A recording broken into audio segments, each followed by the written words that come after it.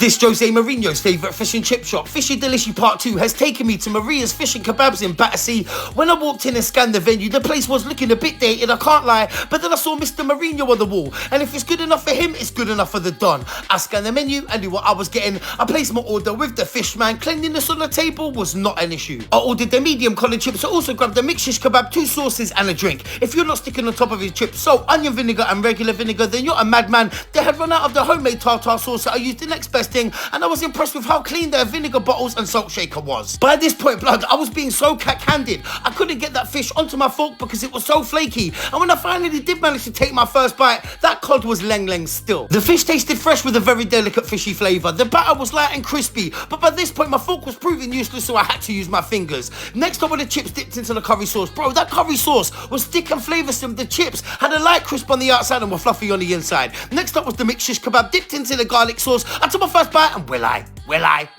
fam? I had to grab that plate and then vacate. The lamb shish in this was something special. It had a deep, rich, smoky flavour, had been seasoned beautifully. There was a light, crispy char on the outside, and yet it was so tender on the inside. The chicken, again, had been well marinated and was dank. I washed everything down with this very refreshing beverage. I'm going to rate the fish and chips I had today a respectable 7.5, the mixed shish an 8.5, so overall, I'm giving these men an 8 out of 10.